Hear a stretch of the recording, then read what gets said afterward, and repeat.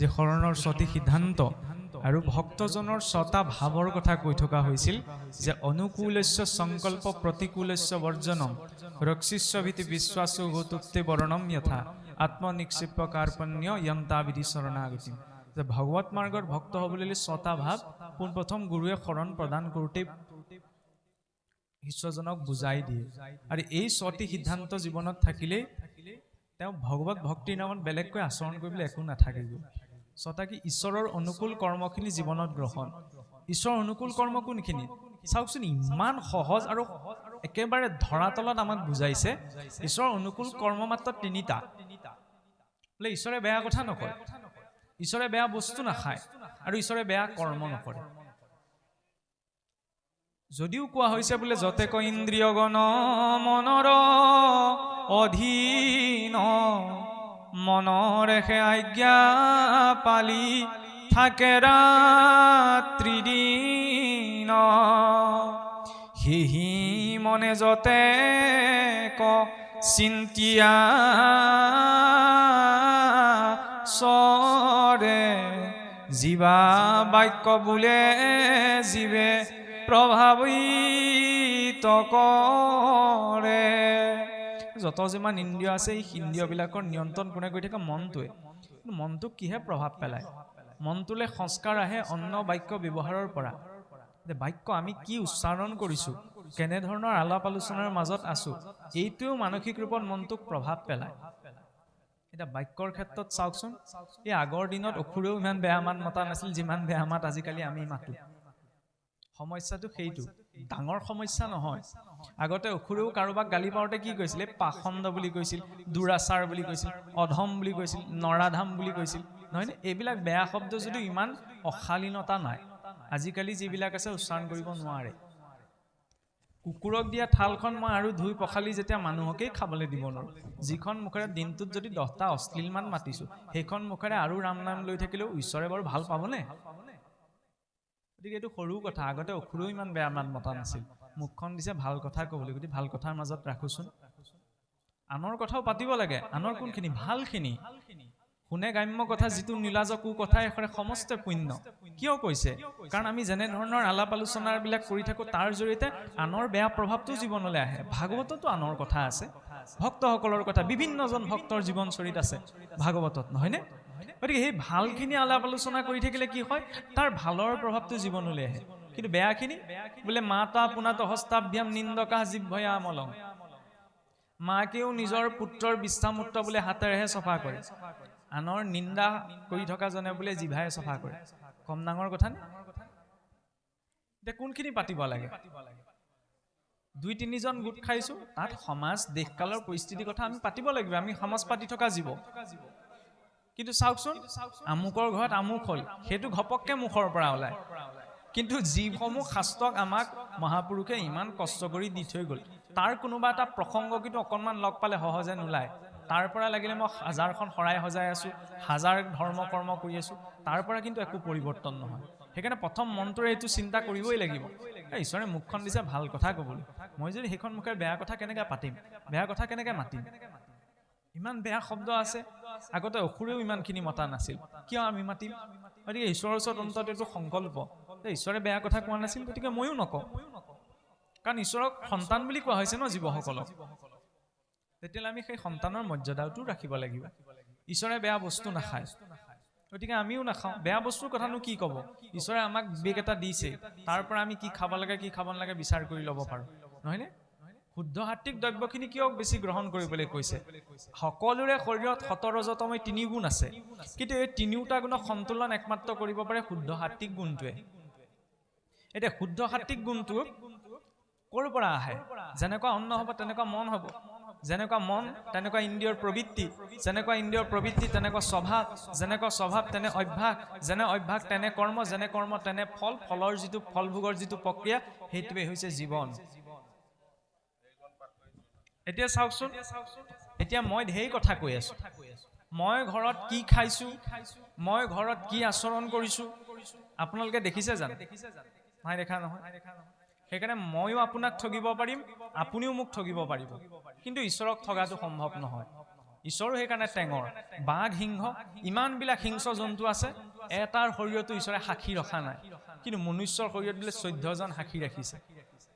কৰ্ণত দিগগণ, নাসিকাত অশ্বিনী কুমাৰ, নেত্ৰত আদিত্য, মুখত অগ্নি, জিভাত বৰুণ, পদত বিষ্ণু, হস্তত ইন্দ্ৰ, মনত চন্দ্ৰ, অহংকাৰত ৰুদ্ৰ, বুদ্ধিত বাসুদেৱ, লিংগত প্ৰজাপতি, গুহ্যত মিত্ৰ, ইন্দ্ৰিয় দেৱতা আৰু বিষয় এই তিনিওটা সংযুক্ত হৈ আছে। প্ৰতিটো ইন্দ্ৰিয়ত একোজন দেৱতা বহি আছে।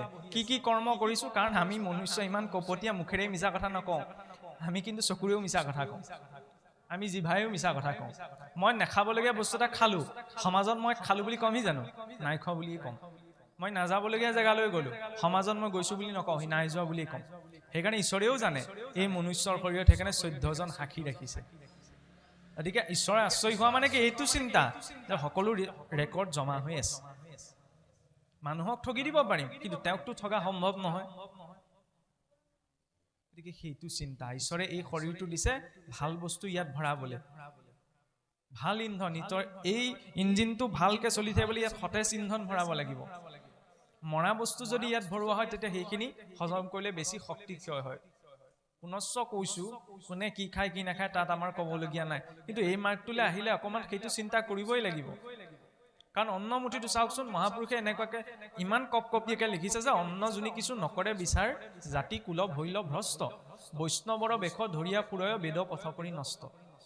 এতিয়া অন্ন বিচাৰ বুলি ক'লে চাওকচোন, আমুকৰ হাতে নাখাওঁ তামুকৰ হাতে নাখাওঁ, চিধাই এই কথাটো ক'বলৈ বিচৰা নাই। অন্ন কলিত বোলে জীৱৰ প্ৰাণ অন্নত আছে। আৰু অন্নমুঠি চাওকচোন ইমান সূক্ষ্মভাৱে ক্ৰিয়া কৰে। পাককৰ্তাজনে যি ভাৱত অন্নমুঠি পাক কৰিব, আইসকলে ঘৰত পৰীক্ষা কৰি চাব পাৰে। সিজোৱা চাউল দুমুঠি লৈ পেলাই দুটা সৰু সৰু চিচা বৈয়ামত ভৰাই দিব। এটা বৈয়ামলৈ চাই ভাল কথাত টমান, আনটো বৈয়ামলৈ চাই বেয়া কথাত টমান, বা বেমাৰ আজাৰ, ঢাকনিখন মাৰি থৈ দিব। 4 দিন 5 দিন একে ৰিপিট কৰি যদি চাওঁ, আকৌ 5 দিনা খুলি ভাল কথা কোৱা কেইটালৈ চাই ভাল কথা, বেয়া কোৱা কেইটালৈ চাই বেয়া কথা। 4 দিন 5 দিন এসপ্তাহলৈকে আমি চাব পাৰোঁ। যিকেইটা চাউললৈ চাই মই বেয়া কথা কৈছিলোঁ তাত কিন্তু ভেঁকুৰ উঠি যাব, আৰু যিকেইটালৈ চাই ভাল কথা কোৱা হৈছিল তাত কিন্তু ভেঁকুৰ নুঠে। গতিকে কি ক'ব বিচৰা হৈছে? আমি যেনেধৰণৰ ভাৱ লৈ অন্নমুঠি পাক কৰা যায় সেইটোৱে গ্ৰহণ কৰে অন্নমুঠিয়ে। সেইকাৰণে ভজন আৰু ভোজন সদায় নীৰৱে কৰিবলৈ কৈছে। নহ'লে আমাৰ দেখা যায় বৈষ্ণৱ ভোজতো গোটেই ৰাজনীতি অৰ্থনীতি মেলখন তাতেই মেল খায়গৈ। বোলে আমুকত আমুক হ'ল, তামুকত তামুক হ'ল, সেয়া বৈকুণ্ঠৰ প্ৰসাদ ভোজন হোৱা নাই, সেই সোপাকে সানি পুটুকি খোৱা হৈছে। চৰচনি খালে আকৌ আমি কি বুলি কওঁ? মোৰ কথা আমুকে কৈছে। কোনে ক'ব বাৰু মোৰ কথা? খাই থাকোঁতে যেতিয়া অন্নৰ কিবা এটা দানা বা অংশ চাকনলীডালত সোমাই, তেতিয়া বোলে আমি চৰচনি খাওঁ, হয়নে? পোনপ্ৰথমতে অন্নমুঠি পাক কৰোঁতে যিমান সময় লাগিছে, খেতিটো কৰোঁতে বেছি সময় লাগিছে। অন্নদাতাৰ প্ৰতি সন্মান প্ৰদৰ্শন কৰি ঈশ্বৰক অৰ্পণা কৰিবলৈ নীৰৱে অন্নমুঠি গ্ৰহণ কৰিব লাগে। ইমান সূক্ষ্ম দৰ্শন। সেইকাৰণে চাওক, মহাপুৰুষে আমাক যিটো ব্যৱস্থা দি থৈ গ'ল, এই ভাগৱত ধৰ্মৰ ব্যৱস্থাটোত আমাৰ ভাগৱত ধৰ্ম নামঘৰত আৰম্ভ নহয়। নামঘৰ আমাৰ উপাসনাৰ স্থলী, পথাৰৰ পৰাই আমাৰ সেই ধৰ্ম আৰম্ভ হয়। আইসকলে যেনেকৈ গোজটো লওঁতে গুৰুক দিম ভকতক দিম এনেকৈ নকয় জানো? গুৰুক লগাম, ভকতসকলক লগাম, ইতৰ প্ৰাণীসকলৰ অৰ্থেও দিম, তাৰপিছত যি থাকে নিজলৈ থম। সেইটো ভাগৱত ধৰ্মৰ দৰ্শন। তাৰ পৰা চাউল আহি চৰুত পৰিছে, তাৰো আধ্যাত্মিক নিৰ্ণয় আছে। মানে না মানে সেইটো নিজৰ কথা। চৰুত পৰা চাউলকেইটা সিজাই খোৱাৰ পিছত খাইছোঁ, খোৱাৰ পৰা কি হৈছে? আমাৰ জীৱনটোত যাত্ৰা মাত্ৰ মাটিৰ পৰা মাতিলে।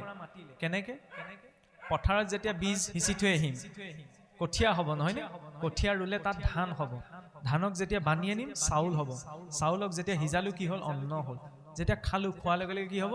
অন্নৰ পৰা ৰস, তাতো ৰক্ত, ইয়াৰ পিছত ৰক্ত, ৰক্তৰ পৰা মাংস, মাংসৰ পৰা মেদ, মেদৰ পৰা অস্থি, অস্থিৰ পাছত মজ্জা, মজ্জাৰ পাছত বীৰ্য, পুৰুষৰ শৰীৰত, স্ত্ৰী শৰীৰত শ্ৰী ৰজ, পুৰুষৰ বীৰ্য আৰু স্ত্ৰী ৰজ যেতিয়া একেলগ হয় তেতিয়া কি হয়? গৰ্ভ। গৰ্ভ বিকাশ হোৱাৰ লগে লগে 9 মাহ 10 দিনৰ পাছত সন্তান জন্ম হ'ব। সি ক্ৰমাৎ শিশুকাল, যুৱকাল, প্ৰাপ্তবয়স্ক, বৃদ্ধ। বৃদ্ধ বয়সৰ নিৰ্দিষ্ট বয়স পোৱাৰ লগে লগে আমি সকলো এদিন মৃত হ'ব লাগিব। মৃত হৈ ক'লৈ যাব? সেই পথাৰলৈকে যাব। ইমান দীঘলীয়া যাত্ৰা। লগত কি যাব? এই জনমত আচৰণ কৰা আমাৰ কৰ্মবিলাক, কৰ্মৰ সংস্কাৰবিলাক। ক'ৰ পৰা আহিব কৰ্মৰ সংস্কাৰ? অন্নৰ পৰা, বাক্যৰ পৰা, কৰ্মৰ পৰা। সত্যপ্ৰীতি সুখস্থিৰ আয়ুষ্য বলবৰ্ধক, ৰসাল মধুৰ স্নিগ্ধ আহাৰ সাত্বিক প্ৰিয়। যে সাত্বিক অন্নৰ লক্ষণ কি? ৰসাল মধুৰ স্নিগ্ধ, প্ৰকৃতিৰ পৰা পাওঁ, সতেজ, যিখিনি আচৰণ কৰিবলৈ কোনো ধৰণৰ হিংসা আচৰণ নহয়, সেইখিনি শুদ্ধ সাত্বিক দ্ৰব্য। শুদ্ধ সাত্বিক গুণটো কেলৈ লাগে? উদ্ধংগচ্যুতি সত্ত্বস্থা, সত্যগুণত চিন্তা বুদ্ধি ঊৰ্ধ্বগামী হয়। মধ্যে তিষ্ঠন্তি ৰজসা, ৰজগুণৰ মাজতে থাকে। জঘন্য গুণত বৃত্তিস্থা অধুগচ্ছন্তি তমসা, তমগুণত অধুগামী হয়। এতিয়া আমি সঁচা কথা, আমি ইমান শুদ্ধ হ'ব নোৱাৰো, নহয়নে? কিন্তু অন্ততঃ যিটো সাধাৰণ আমি চিন্তা কৰি পাব পাৰো সেইটোতো আমি কৰিব লাগিব জীৱনত। তাৰ কাৰণে একো সাংঘাতিক উপাসনা, সাংঘাতিক ঢেৰ কিবা কিবি বিড়ম্বনা আৰম্ভ কৰাৰ প্ৰয়োজন নাই। ঈশ্বৰে বেয়া বস্তুটো নাখায় যেতিয়া আমি কেনেকে খাম, সেইটো চিন্তা। ঈশ্বৰৰ যিটো বস্তু অৰ্পণেই নহয় কেনেকে গ্ৰহণ কৰিম। তৃতীয়তে চাওকচোন, কৰ্ম। যেনেকুৱা কৰ্ম তেনেকুৱা ফল হ'ব বুলি কৈছে নহয়। আৰু কৰ্ম এনেকুৱা এটা ব্যৱস্থা, তাৰ পৰা, তাৰ গতিটোৰ পৰা, তাৰ ফলটোৰ পৰা আপোনাক মোক কোনেও ৰক্ষা কৰিব নোৱাৰে। যি আমি ভাল বেয়া যি কৰিছো সেইটো জীৱনত পাবই লাগিব। ঈশ্বৰেতো বেয়া কাম কৰা নাই, গতিকে আমি বেয়া কাম কিয় কৰিম? আধ্যাত্মিক স্তৰত কৰ্ম তিনিটাৰে আচৰণ হয়, হাতে কামে, মুখেৰে আৰু মনেৰে। মই হাতে কামে বোলে ভাল কাম কৰিছো, মুখেৰেও ভাল কথা কৈছো, ঠিক আছে। মনেৰে যদি বেয়া চিন্তা কৰিছো, ইন্দ্ৰিয়াৰ্থন বিমূঢ়াত্মা মিথ্যাচাৰ উচ্যতে, সেইটো ইন্দ্ৰিয়ৰ অৰ্থে আচৰণ কৰা মিথ্যাচাৰ। মুখেৰে মই নাম লৈছো, হাতেৰে ঈশ্বৰৰ কৰ্ম কৰিছো, কিন্তু মনেৰে বেয়া এটা চিন্তা কৰিছো, তেতিয়াহ'লে সেইটোও মই জীৱনত ভুগিব লাগিব। আৰু এইখিনিতে প্ৰায় আমাৰ বহুত বিখ্যাত এটা প্ৰচলিত আমাৰ কাহিনী প্ৰসংগ আহে কৰ্মফলৰ ক্ষেত্ৰত। মানুহ এজন বোলে ৰাস্তাইদি গৈ আছিল, গৈ থাকোঁতে এঘৰৰ বাৰীত পকা আম লাগি থকা দেখিলে। আম লাগি থকা দেখি খাবলৈ মন গ'ল। পকা আম দেখিনো কাৰ খাবলৈ মন নাযাব। ওচৰলৈ গৈ দেখিলে গছজোপাৰ আশে পাশে কোনো মানুহ নাই। সেই বুলি ভাবি মানে আম দুটামান তেওঁ দেখিলে বোলে পাৰিবলৈ দাৰিকি এডাল বাছে, আম পাৰিবলৈ লাগিল। আম পাৰিবলৈ লাগোতে কি হ'ল, এই আম গছত লাগি থাকোতে ভিতৰত গৃহস্থই শুনা পালে। লাহেকে দেখিলেই বোলে বাৰীত কোনোবা এজন সোমাই আছে। কলিযুগৰ মানুহে, তোমাৰ খাবলৈ মন গৈছে খুজি পেলাই লোৱা, কিনি পেলাই খোৱা, লোকৰ বাৰীৰ আম কেলে চুৰ কৰিছে? সেই বুলি বোলে গৃহস্থৰ খং উঠি লাহেকে জেওৰাখতি এডাল উঘালি আনি বোলে পিঠিতে 2 কোব লগাই দিলে। কাহিনীটো সেইটোৱেই। কাহিনীটোৰ এটা অন্তৰ্দৰ্শন আছে। কেনেকে বোলে, মানুহজন যে ৰাস্তাইদি গৈ আছিল, গৈ থাকোতে গছজোপা কিহে দেখিলে? চকু দুটাই দেখিলে, নহয়নে? চকুৱেতো ইচ্ছা কৰিব নোৱাৰে। ইচ্ছাটো দেখিলে কাৰ উপজিল? মনটোৰ। মনটোতো নিজেই যাব নোৱাৰে, গ'ল কিহে? ভৰিৰ জৰিয়তে। ভৰিয়েতো পাৰিব নোৱাৰে, পাৰিলে কিহে? হাতেৰে। হাতেৰেতো খাব নোৱাৰে, খালে কোনে? মুখেৰে।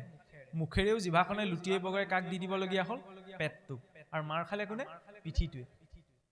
এতিয়া যি দেখিছে সি ইচ্ছা কৰা নাই, যি ইচ্ছা কৰিছে সি যোৱা নাই, যি গ'ল সি পৰা নাই, যি পাৰিলে সি খোৱা নাই, যি খাইছে সি ৰখা নাই, যি ৰাখিছে সি মাৰ খোৱা নাই, মাৰ খাইছে পিঠিটোৱে। যাৰ কৰ্ম তাৰ ফল হ'ল জানো? ওপৰে ওপৰে চাবলৈ গ'লে। কিন্তু যেতিয়া পিঠিটোত মাৰটো পৰিল, চকু পানী ক'ৰ পৰা ওলাব? চকুৰ পৰাই। কৰ্মটো আৰম্ভ কোনে কৰিছিল? চকুৱে। গতিকে জীৱনত আমি যি কৰ্ম কৰিছো, এই কৰ্মৰ ফলৰ ভোগাৰ পৰা আমাক কোনেও ৰক্ষা কৰিব নোৱাৰে। পিতামহ ভীষ্মই সৰহজ্যাত পৰিব লগা হৈছে। খালি সেই পোৱা নোপোৱাখিনিৰ মাজত সন্তুলনটো ৰক্ষা কৰিবলৈ ঈশ্বৰে প্ৰেৰণা শক্তিকণ প্ৰদান কৰে। সেইবাবে কৈছে জীৱনৰ ঈশ্বৰত অনুকূল কৰ্ম কোনখিনি? ঈশ্বৰে বেয়া কথা নকয়, বেয়া বস্তু নাখায়, বেয়া কৰ্ম নকৰে। তিনিটা কথা। ঈশ্বৰৰ প্ৰতিকূল কৰ্মখিনি বৰ্জন, বেয়া কথা, বেয়া খাদ্য, বেয়া কৰ্ম বা বেয়া আচৰণ, এইখিনি বৰ্জন কৰিব লাগে। ইয়াততো ঢেৰ কিবা কিবি কৰাৰ কোনো প্ৰয়োজন নাই।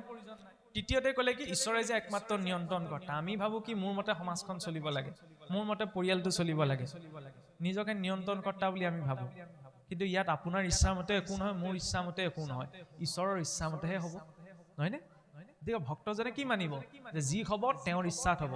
সেইকাৰণে তেওঁ এটা কথাই বিশ্বাস কৰে যে মানয় অপমান মিলে ঈশ্বৰ ইচ্ছায়, বিচাৰত সুখ দুখ দাতায়াননায়। মান অপমান সুখ দুখ সকলো ঈশ্বৰৰ ইচ্ছা। মই মনে ভবাটোকে জীৱনত পাইছো, এইটো বোলে ঈশ্বৰৰ কৃপা, ভবাটোকে পাই গলো। আৰু ভবাটো যদি নাই পোৱা, এইটো ঈশ্বৰৰ ইচ্ছা, এই বুলি গ্ৰহণ কৰে। সেইবাবে জীৱনটোৰ প্ৰতি অভিযোগ নাথাকে যে মোৰ দ্বাৰা নহ'ল, মই নোৱাৰিলো, মই নুগুটালো। আৰু যাৰ জীৱনটোৰ প্ৰতি অভিযোগ নাথাকে, তেওঁ নিমখ তেলে ভাতকেইটা খালেও তৃপ্তিৰে খাব পাৰে। আৰু যাৰ জীৱনটোৰ প্ৰতি অভিযোগ আছে, সকলো সুবিধা থকাৰ পাছত কিন্তু তৃপ্তিটো অনুভৱ কৰিব পৰা নাযায়। কোনোবাখিনিত অপূৰ্ণতা এটা ভাৱ থাকে। সেই অভিযোগবিহীন জীৱনটোৱে হৈছে এজন ভক্তৰ জীৱন। সেইবাবে কৈছে ভকত বুলি ক'লে নাম গুণ গাই গুৰি পৰাজনেই নহয় নহয়। আমাৰ সমাজে কি বুলি ভাবে? ভকত মানে কি? নাম গুণ গোৱা সকলীয়া। সেইকাৰণে সকামটো ভগাৰ পিছত ভকত লাগিল, উখৰাম গ'ল আৰু দেই আজৰি, যেন কিবা ডাঙৰ সমস্যা এটাহে গ'ল। আমি যেতিয়া নিজকে মিতিৰ কুটুমত যদি ভাল বিষয়া এজন থাকে, আমি ভাল পাওঁ ন, বোলে আমুকৰ যে MLA তেখেত মোৰ আমুকত, তেওঁৰ যদি পৰিচয়টো দিবলৈ এতিয়া এই চিন্তাটো ঈশ্বৰমুখী কৰিব লাগে আমি ঈশ্বৰৰ ভক্ত হয় কিন্তু আমি ভক্ত বুলি ক'লে আমাৰ বহুতে সংকোচ কৰে এটা কথা ঠিক আমি নিজকে সম্পূৰ্ণ শুদ্ধ ভক্ত বুলি ক'ব নোৱাৰো আমি ভকতসকলক অনুকৰণহে কৰিছো কিন্তু অনুকৰণ কৰিবলৈ যাওঁতে এইটো সাৱধান হ'ব লাগিব ভকতে যিখিনি কাম নকৰে সেইখিনিত যদি কেনেবাকৈ পবিত্ৰ হৈ আছো ঈশ্বৰে কিন্তু আমাক সুদাই নেৰে ষ্টুডেন্ট জনে যদি স্কুলৰ ইউনিফৰ্মযোৰ পিন্ধি যদি হোটেলত বহি থাকে তেতিয়ালে ঘৰতটো মাক দেউতাকে পিটিবই স্কুলৰ পৰা বহিষ্কৃত হ'ব স্কুলৰ ইউনিফৰ্ম য'ত আছে আমি ভকতৰ ইউনিফৰ্মত আছো হয়নে ভকতৰ ইউনিফৰ্মত যেতিয়া ভকতে নকৰিবলগীয়া কামকেইটা কৰিছো সুদাই এৰিবনে জয় বিজয়কে সুদাই নেৰিলে নিজৰ বংশকে সুদাই নেৰিলে সেইকাৰণে সাৱধান কোনোবাই বোলে গুৰু গোসাঁই একোৱেই নামানে এই তেওঁ বোলে মূৰ্খ চিন্তা কৰিব পৰা নাই অকমান হ'লেও মাফ আছে কিন্তু যিজনে মানি আছে মনাটোৱে যদি আকৌ নমনাৰ দৰে ভাও জুৰিবলৈ হয় তেতিয়াহ'লে আকৌ সেইটোত পিতৃ মাতৃয়ে বেছি কষ্ট পাব নহয় ল'ৰা ছোৱালী বোলে দুজন এটাই বোলে আগৰ পৰা কথা নুশুনে এইটোৱে নুশুনে আৰু যিটোৱে শুনি আছে মাজতে যদি নুশুনা হৈ যায় তেতিয়া বেছি কষ্ট পাব শুনিছো কাৰণে আহিছো এতিয়া শুনি পেলাই ভকতৰ যিখিনি অনুকৰণ সেইখিনি আমাৰ জীৱনত থাকিব লাগিব আৰু চাবলৈ গ'লে ভকতিৰ নামতো আমি ভাওহে জুৰিছো এতিয়া আখৰা কৰি আছো অন্তিম ভাওনাখন অন্তিম দিনাহে ওলাবগে কিমানৰ ভক্তি কৰিছো নহয়নে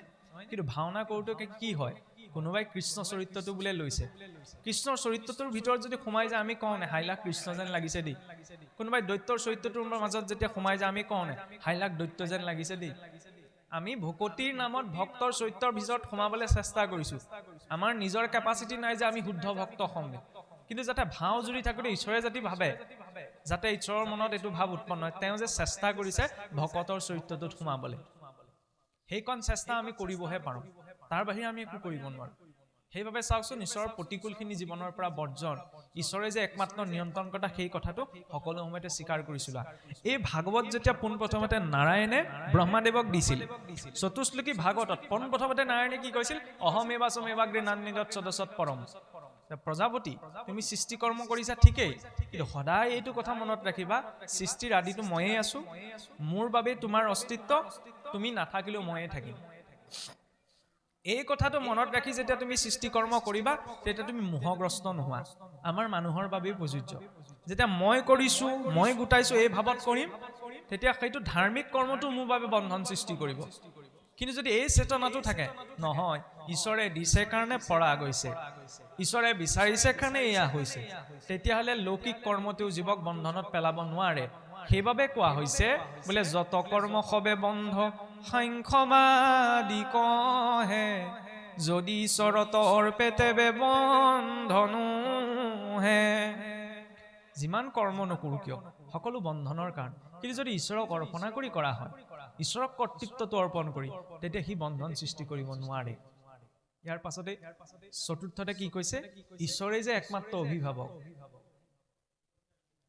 এইখিনি কথা আমাৰ মুখৰ পৰা শোভা নাপায় হলেও কথা প্ৰসংগত লাগি কৈছো আৰু গৃহস্থী ঘৰখনটো কেতিয়াবা কোনোবাখিনিত ভুল বুজাবুজি কেতিয়া সৃষ্টি হয় স্বামীয়ে যেতিয়া পত্নীক অধিকাৰৰ বিষয় বুলি ভাবি লয় পত্নীয়ে যেতিয়া স্বামীক অধিকাৰৰ বিষয় বুলি ভাবি লয় ল'ৰা ছোৱালীয়ে যেতিয়া পিতৃ মাতৃক অধিকাৰৰ বিষয় বুলি ভাবি লয় পিতৃ মাতৃও ল'ৰা ছোৱালীক যেতিয়া অধিকাৰৰ বিষয় বুলি ভাবি লয় মোৰ ল'ৰা ছোৱালী মোৰ স্বামী মোৰ পত্নী মোৰ মতে শুনিবই লাগিব এইটো হ'বই লাগিব বুজাবুজিটো তেতিয়া অভাৱ হৈ যায় বুজাবুজিটোৰ অভাৱ হ'লেতো কেতিয়াবা বিশৃংখলতা সৃষ্টি হয় নহয়নে সেইখিনি সময়ত কি কৈছে অভিভাৱক তেওঁহে আমি সকলো তেওঁৰ সেৱকহে সেৱকৰ দায়িত্ব যি দায়িত্ব দিছে সেই দায়িত্ব ন্যায় ৰূপত পালন কৰা সংসাৰখন আমাক ভোগ কৰিবলৈ দিয়া নাই এইটো আমাৰ নিজৰ সম্পত্তি নহয় যে স্ব ইচ্ছাই সকলো আমি নিজৰ মতে প্ৰয়োগ কৰিম নিজৰ মৰ্যাদাৰ ভিতৰত থাকি সকলো বিষয় প্ৰয়োগ কৰিব লাগিব অভিভাৱক একমাত্ৰ তেওঁহে তেওঁ দিছে কাৰণে আজি সেইটো পৰিয়াল পোৱা গৈছে তেওঁ দিছে কাৰণে সেইখন সমাজ পোৱা গৈছে তেওঁ দিছে কাৰণে এইখন দেশ পোৱা গৈছে নহলে চাওকচোন নিজৰ কেপাচিটিত আমি উশাহ এটাও ল'ব নোৱাৰো নিজৰ বুলি কি আছে যে একমাত্ৰ মালিক তেওঁহে বাকী সকলো সেৱক আমি নালাগে সেই সত্য যুগত বহি থকা ব্ৰহ্মাৰ পৰা পাতালৰ নাগগণলৈকে সকলো সেৱক একমাত্ৰ হেব্য তত্ত্ব এটাই আছে সেয়া হৈছে ঈশ্বৰ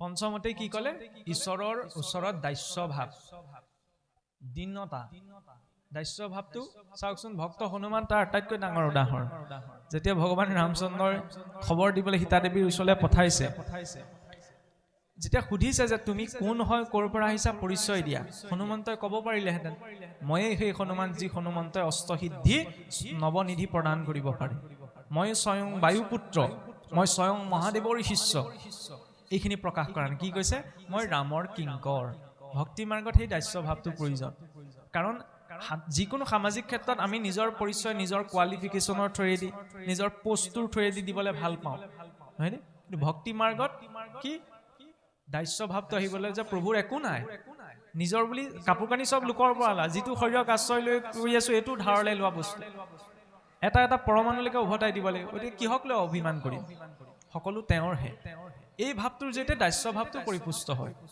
ষষ্ঠতে কি ক'লে ঈশ্বৰৰ ওচৰত আত্মনিবেদন নিজকে নিবেদন কৰা কেনেকৈ নিবেদন কৰিম এতিয়া আপুনি মই যিটো শৰীৰ ধাৰণ কৰি আছো এইটো শৰীৰৰ ওপৰত নিজকে নিবেদন কৰিবলৈ হ'লে নিজৰ নিয়ন্ত্ৰণ আছে নে নাই সেইটোতো আমি চাব লাগিব আমি ভাবি থাকো কি ধৰি লওক লৌকিক ক্ষেত্ৰখনত যদি মালিকৰ আণ্ডাৰত ৩-৪জন কাম কৰা মানুহ থাকে তেতিয়া আমি কি বিচাৰো যে কাম কৰা মানুহকেইজন মালিকৰ আণ্ডাৰত কাম কৰিব লাগিব তাত আমি স্বাধীনতাটোৰ কথা খুব একদম দাংকোপ মাৰি কওঁ নিজৰ শৰীৰটোত কি ঘটি আছে মালিক কোন জীৱাত্মা এই মালিকৰ চাকৰ কোন এই নাক কাণ যত যিমান ইন্দ্ৰিয় আছে ইন্দ্ৰিয়বিলাক এতিয়া যদি মই নিজকেই চাওঁ এই শৰীৰটোত মালিকৰ মতে চাকৰ চলি আছে নে চাকৰ মতে মালিক চলি আছে এই শৰীৰটোত এতিয়া মালিকৰ মতে চাকৰ চলি থকা নাই চাকৰ মতে মালিক চলি আছে মই জানো যে এইটো বেয়া কথা কিন্তু হলেও মনটো সেইটোকে কৰিছে মই জানো যে এইটো খাব নালাগে কিন্তু সেইটোকে মই খাইছো হয়নে স্বাধীনতা কেতিয়া পাম বাহ্যিক জগতখনত স্বাধীনতা যিমানেই নাথাকক আন্তৰিকভাৱে যেতিয়ালৈকে স্বাধীনতা পোৱা নাযায় তেতিয়ালৈকে আৰু স্বাধীনতা দিলেও সেই জীৱই স্থিৰতাটো প্ৰাপ্ত কৰিব নোৱাৰে ভক্ত প্ৰহ্লাদৰ সেই আন্তৰিক স্বাধীনতাটো আছিল গোটেই খোপা দৈত্য কোনেও ঈশ্বৰৰ নাম নলয় তাৰ মাজত ঈশ্বৰ উপাসনা কৰি ইমান স্থিৰতাৰে কেনেকৈ পাৰ কৰিলে কাৰণ তেওঁ আন্তৰিকভাৱে স্বাধীন আছিল কৌশিকে কৈছিল নহয় মই একে কোবে ওলাই স্বৰ্গমৰ্ত পাতাল জয় কৰিলো গতিকে মোতকৈ আৰু শক্তিশালী সামৰ্থ্যৱান কোন আছে বোলে নিজিনী শৰীৰৰ শত্ৰু চয়ে জিনিলো তিনি লোক বুলি কয় আচল শত্ৰু সোপা বোলে পিতৃ তোমাৰ শৰীৰতেই আছে সেই সোপাক জয় নকৰাকৈ ত্ৰিভুৱন জয় কৰি কি লাভ গতিকে বাহ্যিক জগতখনত আমি যিমানেই সফলতা লাভ নকৰোঁ কিয় কিন্তু যদি নিজৰ মাজত সংযমটো ৰাখিব পৰা নাই তেতিয়াহ'লে সেই সফলতাই কিন্তু স্থিৰতা দিব নোৱাৰে আগতে বোলে ঋষিমুনিসকলেও বায়ু ভোজন কৰি পত্ৰ ভোজন কৰিও নিজৰ ইন্দ্ৰিয়সমূহ বহুসকলে সংযম কৰিব নোৱাৰিলে এতিয়া এইখন জগতত বোলে দধি দুগ্ধ ঘৃত মধু পৰি খালি অন্ন প্ৰবন্ধিয়া ঐতে যিটো ভুঞ্জে যিটো জন এইটো যুগত এতিয়া দধি দুগ্ধ ঘৃত মধু শালি ধানৰ পায়স খাই পেলাই আপুনি মই কেনেকৈ সংযম কৰিম আগতে বোলে ঋষিমুনিসকলেও বায়ু ভোজন কৰিও পৰা নাছিল তাতে লগতে যিকেইটা বস্তু জড়িত আছে সেইকেইটাতো আৰু ভয়ংকৰ কাম ক্ৰোধ লোভ কামে নিজেই পৰিচয় দিছে বোলে ত্ৰৈলোক্য জয় মূৰ আছে পঞ্চবান যাহাৰ ভয়ত ত্ৰিভুৱন কম্পমান শংকৰ ব্ৰহ্মাক জিনি আছো বাহুবলে কোনে মোক জিনিবে কইতুৰ বিতলে কাম ভাৱ জম্ভন স্তম্ভন বিজিম্ভন সন্মোহন 5 প্ৰকাৰৰ কামৰ বোলে ভাৱ আছে এই কাম ভাৱে বোলে স্বয়ং শংকৰ ব্ৰহ্মাকো জয়ী কৰি থৈছে কোনে মোক জিনিবে কইতুৰ বিতলে এই সৌৰমণ্ডলৰ ভিতৰত আকৌ মোক জয় কৰিব পৰা কোন এনেকুৱা মনুষ্য আছে বুলি ক্ৰোধ বোলে মুহুৰ হৰৰ ঘাৱে হৃদয় বিদাৰে কৈতবা লুকাইব লোক দেখি অন্ধকাৰে যত পাৰে মানে তাৰ ভাল নকৰিব ভকতি খলিত কৰি যাতনা কদিব কাৰোবাৰ মন মগজুত যদি খং উঠিবলৈ হয় তেতিয়া সন্মুখত পিতৃ মাতৃ পুত্ৰ ভাৰ্যা সুহিত বান্ধৱ কোন আছে এইবিলাক আৰু চিন্তা কৰিবলৈ ধৈৰ্য নাথাকে সেইকাৰণে কৈছে ক্ৰোধে ক'ত আক্ৰমণ কৰে হৃদয়ত মুহুৰ হৰৰ ঘাৱে হৃদয় বিদাৰে কৈতবা লুকাইব লোক দেখি অন্ধকাৰে বোলে যত পাৰে মানে তাৰ ভাল নকৰিব ভকতি খলিত কৰি যাতনা কৰিব ইমান ভয়ংকৰ ভাৱ এফালে ইয়াতকেও একদম শীৰ্ষত আছে বোলে লোভটো মায়া মাতৃৰ আগত নিজেই কৈছে বোলে ব্ৰহ্মাণ্ড ভিতৰে দেখিও তুমি আই লোভিয়াত পৰে মনুষ্যৰ মন্দনাই কাৰণ চাওকচোন ধৰ্ম মাৰ্গলৈ আহিলেও কোনো এতিয়া নামঘৰলৈ আহিছো কাম ভাৱ লৈতো অহা নাই সেইকাৰণে নামঘৰলৈ আহিলে কাম ভাৱটো নাহিব পাৰে, ক্ৰোধো নাহিব পাৰে। নামঘৰলৈ আহিছোঁ, ক্ৰোধো কাৰো মনত নাই, কিন্তু লোভটো কিন্তু নামঘৰলৈ আহিলেও থাকিব পাৰে। ধৰ্ম মাৰ্গটোও লোভটোত ক্ৰিয়া কৰিব পাৰে। সেইকাৰণে কৈছে বোলে ব্ৰহ্মাণ্ড ভিতৰে দেখিও ক তুমি আই, লোভিয়াত পৰে মনুষ্যৰ মন্দ নাই। এতিয়া ইমান শক্তিশালী এই তিনিওটা বস্তু আমাৰ লগত আছে। আগতে ঋষিমুনিসকলে ইমান তপ সাধনা কৰিও বহু লোকে নোৱাৰিলে, আমি তেতিয়াহ'লে কেনেকৈ ইমান সংযম কৰিব পাৰিম? বহুত টান কাম, হয়নে? সেইকাৰণে শৰণৰ চাওকচোন ইমান সুন্দৰ ব্যৱস্থা দিছে যে এই আত্মনিবেদনৰ জৰিয়তে যত যিমান ইন্দ্ৰিয় আছে, এই ইন্দ্ৰিয়সমূহকে যদি ঈশ্বৰমুখী কৰি দিয়া হয়, বোলে কৃষ্ণ পাদ পদ্মৰ অৰুণ নখপন্তি, যাৰ মন চুৱেতাৰ সুশীতল কান্তি, যেন সীম পৰিজোৰাই শৰীৰ তাহাৰ, ভক্তৰ নোহয়তেনে সন্তাপ উদয়।